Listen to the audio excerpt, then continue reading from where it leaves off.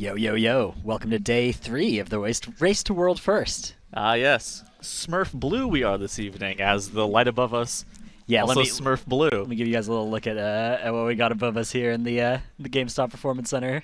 Look at that thing, Homo Complexity. Of course, a nice Sylvanas artwork on like the wall, but Arthas as well. I'm Dranos, joined by Tettles, and we're going to talk about the happenings of the day on the third day of the Race to World First. Pretty exciting day, actually, overall.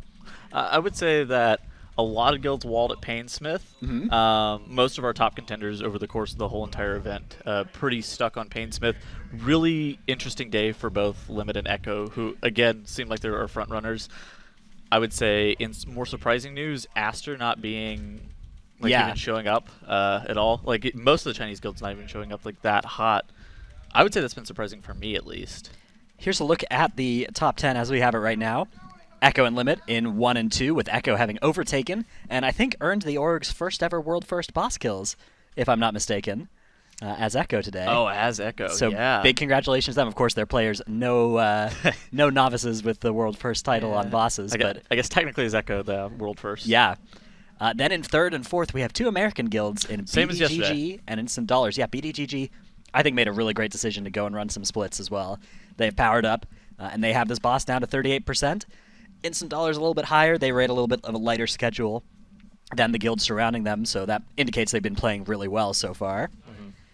And Pieces and Method in 5 and 6. Swapping positions from yesterday. Yeah, at basically equal percentages with each other and with BDGG on this boss, just entering that final phase, just coming out of that intermission. I think the biggest thing, though, to note, and we get the swap to the Rise of Echo, is like how these guilds are doing Painsmith. It seems like Echo started a little bit behind Limit on Painsmith, but really pioneered the strategy that most guilds will probably use going forward. Even our guilds are probably going to use a strategy very similar to Echo's.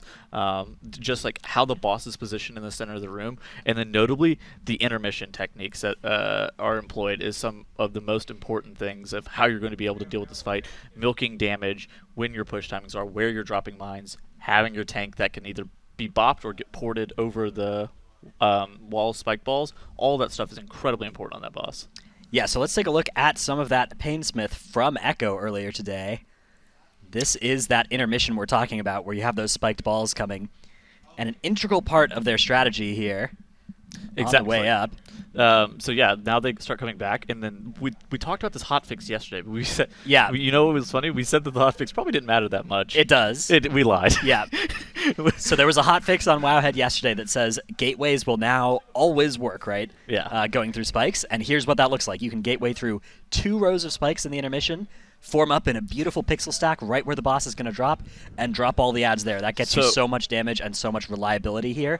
And this part of Echo's strategy, Limit eventually ended up co-opting it, but I think it's a big part of why Echo was able to do this boss in so many fewer pulls than Limit. I mean, on top of that, like you said, it gets you so much damage. But whenever you're lusting in that phase right there, you want the boss to be pixel stacked. And what you're doing, and what Limit was doing previously, you would have to take the boss and move the boss all the way across the room. There would be some missed out cleave, and we saw the damage check not be it wasn't the most tight thing, but it wasn't free by any means. You needed everybody to live, You couldn't limp through it. So Limit notably went and did splits instead of killing this boss pre-splits, like Echo did. For those who don't know, splits are when you go run the raid on Heroic with a bunch of different groups, bunch of alts, bunch of mains, trade as much gear to the mains as possible, get some people to help you out from your incredible followings, and So cool. Yeah. So that is something that Limit has done. That took them a bit of time today. But even after doing that, a lot of pulls on Painsmith before they were able to get it all the way down. They ended up spending 30 pulls over 5 hours getting down Painsmith, so they ended up being something in the range of 50 some odd, 60 some odd pulls ahead of where Echo was on Painsmith. So they ended up effectively losing a decent amount of ground, and a lot of people would tell you that the sky is falling in regards to where Limit is currently. It's certainly not falling, but yeah, they are in a worse position than they were in either of the last 2 races at this point in the week. Yeah. However, it's not a bad position. It's not the end of the world. They've done the splits, and Echo hasn't, and Echo will have to spend the time to do that. It's just they'll have a little bit more flexibility. Both guilds then rolled up on They rolled up on the next boss on Guardian and killed it. Echo killed it in 24 pulls, world first. Limit killed it in like 14, world second. Bang, bang. Very, very free for both of them. thanks to the power of the Venthyr Holy Paladin, a little-known spec in Mythic rating, this thing is both a DPS and a healer. Oh my gosh, it's so silly. I mean, yeah. Honestly, whenever I saw Echo busting it out, or like Echo. Yeah, they went quad Holy Pally plus 2 other healers. It was 6 healers. Yeah. So like, whenever I saw them start busting out, like that many Holy Paladins, I was like, oh, this is what they're gonna do. Because initially, I thought their comp wasn't like that great for like burst single target damage, but then whenever you realized, oh, they're 6 healing this with 5 Ashen Hollows. Right. Those just, I mean, they free up so much pressure for the other healers, and they do so much damage on their own. So.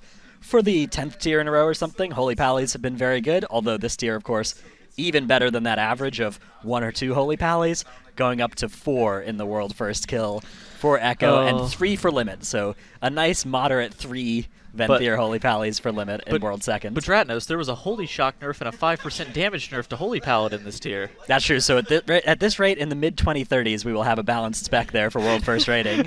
Of course, for normal guilds, for guilds that get here 15 item levels higher, that extra damage they bring becomes a lot less required.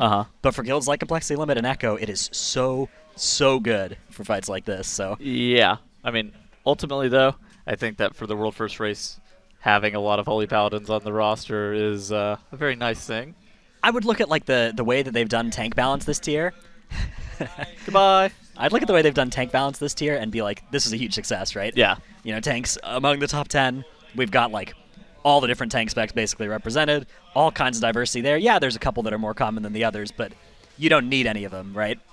However, the healer situation, Disc Priest, Holy Paladin, this... Save me from this stale meta. Yeah, I mean, it's the kind of thing where it's like it doesn't necessarily reach all that far down, but it reaches pretty far down. Yeah, I mean, it certainly reaches far down into our top 5, but even, honestly, it reaches down even to our guilds. Yeah, down in the top 100, yeah. It's pretty brutal. Below that, you know, Kyrian, Holy Pally, vibing out, more popular. The second most powerful healer DPS. Pretty good. Hey, they got a 5% nerf too. Yeah, that's true. Anyways, that's going to be it for us today. We'll be back tomorrow to recap day 4. Goodbye!